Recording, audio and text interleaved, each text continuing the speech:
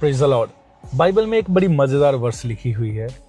परमेश्वर कहते हैं मेरी प्रजा ज्ञान ना होने की वजह से, या इसको ये कह सकते हैं कि अज्ञानता की वजह से नाश होती जाती है। इसको मैं मज़ेदार वर्स इसलिए बोल रहा हूँ क्योंकि आजकल खुद से बने हुए फेसबुक पास्टर्स अपना ज्ञान झाड़ने पे या अपनी सोशल मीडिया प्रमोशन पे इतने व्यस्त हो गए कि वो परमेश्वर के कलाम से परे ही हो गए।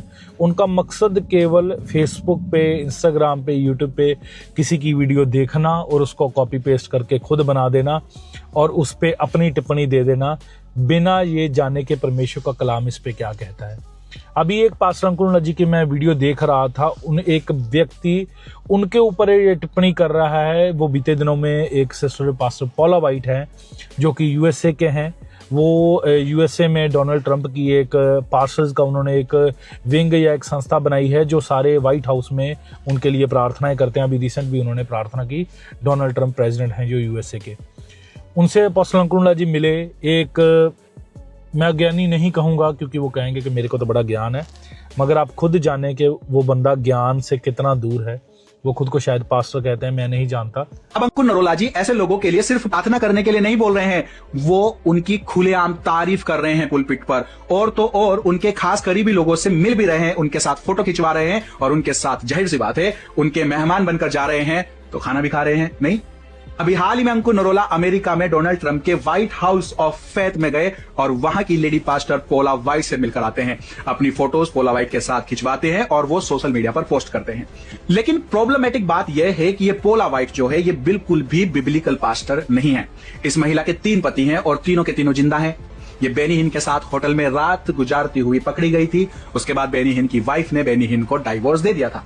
ये पोला वाइट अपने हस्बैंड के साथ चर्च सभाओं में बच्चों के सामने गंदी फिल्में, वीडियोस को देखने के लिए बातें करती है। ऐसी लेडी पास्टर के साथ पास्टर नरोला जी इतने वार्म वेलकम के साथ मिल रहे हैं, प्राउड फील कर रहे हैं। क्या ऐसा हो सकता है कि अंकुर नरोला को इस लेडी पोला वाइट के बारे में कुछ भी नहीं पता है? ये सारी जानकारी इंटरनेट पर मौजूद है, कोई भी हल्का सा भी सर्च करके इसको पता लगा सकता है। क्योंकि मैंने आज ही उनकी वीडियो देखी, मेरे को इतना दुख लगा। अभी सड़क पे रुक के मैं ये वीडियो शूट कर रहा हूँ क्योंकि मेरे को पता है ये वीडियो आप तक पहुंचानी बड़ी जरूरी है। वो कहते हैं कि जिस लेडी के साथ अपोस्टल अंकुर फोटोज खिंचा रहे हैं पास्टर पॉला वाइट जी से, वो एक मतलब उनका कहना है कि वो एक व्यभिचारी स्त्री हैं। वो चर्च में गलत चीज़ों को प्रमोट करती रही हैं।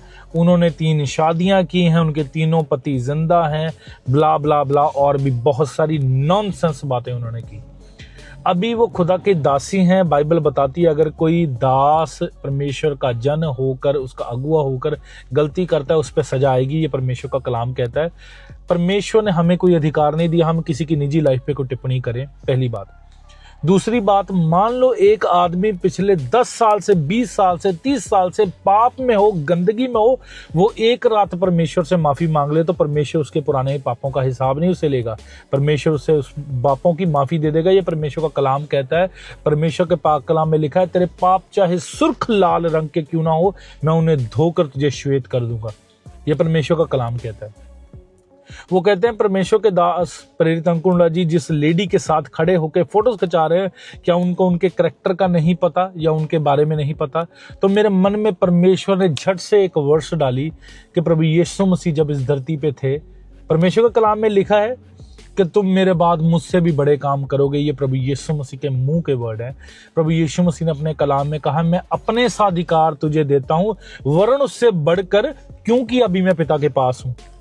तो इसलिए मैं ये उदाहरण देकर आपको समझाना चाहता हूँ। जब प्रभु यीशु मसीह इंसानी शरीर में इस धरती पे थे, वो एक फरीसी के घर में गए। वहां पे खाना खाने के लिए प्रभु यीशु मसीह को इनवाइट किया गया था। एक व्यभिचारी औरत या एक वैश्या कह लो, वहां पे आकर प्रभु यीशु मसीह के, आपने कहानी पढ़ी होगी लूका 7 में वो लिखी हुई है कि वो आकर अपने आंसुओं से प्रभु यीशु मसीह के पैरों को धोने लगी, अपने बालों से उसको साफ करने लगी और उसने प्रभु यीशु मसीह के पांव पे इत्र को उड़ेला। ये देखकर वो फरीसी जिसके घर में प्रभु यीशु मसीह इनवाइटेड थे, वो कहते हैं ये कैसा धर्मगुरु है?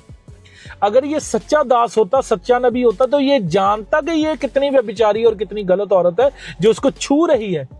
प्रभु यीशु मसीह ने उसके मन की बात जानकर कहा कि किसके पाप ज्यादा माफ हुए। वो पूरी स्टोरी लिखी है, आप पढ़ सकते हैं।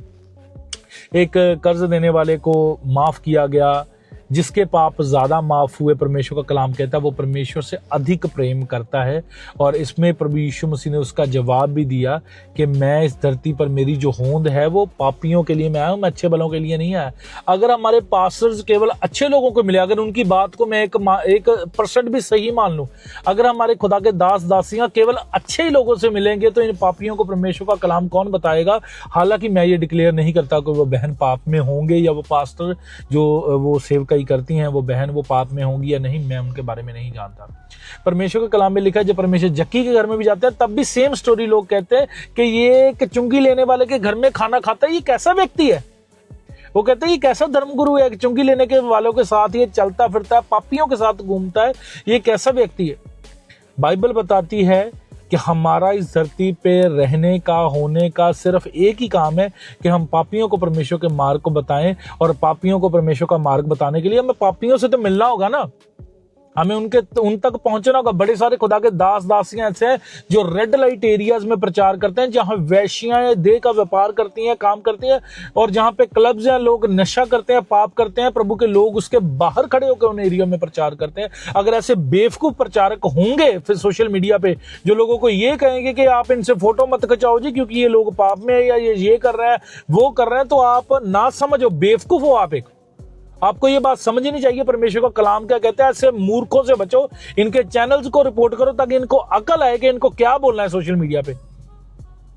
ऐसे मूर्ख जब प्रचारक प्रचार करेंगे कि वो लेडी पापी है, आप उनका करैक्टर सर्टिफिकेट लेके बैठे हो या आपने जिम्मेवारी ले ली हुई है कि आप सभी को बताओगे उनका करैक्टर कैसा है या कैसा नहीं है।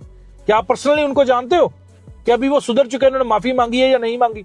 अभी रिसेंट पास्टर बेनी हिन जी के मैं अभी डिवोर्स की बात सुन रहा था, अभी उनकी न्यूज भी चल रही थी। अगर हम इन बातों पे ध्यान देंगे तो परमेश्वर के कलाम पे कब ध्यान देंगे हम, अगर हम किसी की निजी लाइफ पे इतना फोकस्ड हो जाएंगे। हाँ, आपका फर्ज है किसी खुदा के दास दासी से प्रचार सुनना, परमेश्वर की विधियों को जानना, क्योंकि परमेश्वर का कलाम हमें यही कहता है कि जब तक इस परमेश्वर के कलाम को हमें को समझाने वाला ना हो तो समझें कैसे। परमेश्वर का रूह हमारी मदद करता है। मगर संत फिलिप्पुस को परमेश्वर ने खोजे के पास भेजा कि इससे पूछ क्या जो तू पढ़ता है वो समझता है। तो उसने कहा जब तक कोई समझाने वाला ना हो तो कैसे समझा जाए। तो उसको परमेश्वर ने उसको कमांड किया कि इसको जाके समझा कि ये किसके बारे में पढ़ रहा है। और परमेश्वर ऐसे ही काम करता है। पिता पवित्र आत्मा जी हमें सिखाते हैं परमेश्वर के कलाम की बातों को, और प्रभु के दास दासियां हमें सिखाते हैं। अगर हम उन पे टीका टिप्पणी करते रहेंगे तो क्या समझेंगे हम परमेश्वर के कलाम में से। हाँ, आपको कोई बंदा गलत लगता है तो उसकी टीचिंग को सुनना छोड़ दो, बल्कि उस पर बात करने की बजाय उसको गलत ठहराने की बजाय आप खुद को इतना सुपीरियर समझने लग जाते हैं। डेविल आपकी बुद्धि में इतना काम करता है कि आपको लगता है कि आप तो सर्व गुण संपन्न हो गए हो, आप तो बुद्धिमान हो गए हो, आपसे तो ऊपर कोई बंदा ही नहीं है। इसलिए इन बातों को समझें। सोशल मीडिया पे ऐसा गंद डालना बंद करें, ऐसी वीडियोस पोस्ट करना बंद करें कि ये बंदा पॉला वाइट ऐसी है, ये फलाना बंदा ऐसा है, ढिमका बंदा ऐसा है। अपने ज्ञान को अपने पास रखें, परमेश्वर के कलाम के बारे में बताएं कि परमेश्वर का कलाम हमें क्या कहता है। प्रभु का कलाम हमें सीधे रूप से पापियों से मिलने को और उनको सुधार का वचन देने को कहता है, क्योंकि परमेश्वर के कलाम में लिखा है, उसने मुझे भेजा है ताकि मैं बंधे हुए पापी होते हैं और कौन होते हैं बंदे हो। क्या आपको लगता है कुछ जीरो से झगड़ा हुआ बंदा आपको मिलेगा? जो पाप में बंधा हुआ है उसको छुटकारे का प्रचार करने के लिए परमेश्वर ने आपको ठहराया है। ऐसे ना समझों को ना सुने जो ऐसी फालतू की बातें कहते हैं। आप भी अगर मेरे भाई मेरी वीडियो को सुन रहे हैं तो प्लीज ऐसे काम मत करें। अगर आपको मेरी किसी बात से हर्ट हुआ है तो ये समझे परमेश्वर की ताड़ना है आप पे। प्रभु आपको सभी को बुद्धि दें कि आपको किन प्रचारकों को सुनना चाहिए, किन को नहीं। प्रभु आपको संभाल के रखें, बुद्धि दे, बरकत दे, ज्ञान दे। उस ज्ञानता को आप में से मेरा परमेश्वर दूर करे जो आपको प्रभु के राज्य से भटकाने की कोशिश करती है, और ऐसे अज्ञानी लोगों से बचें। प्रभु आपको बरकत दे।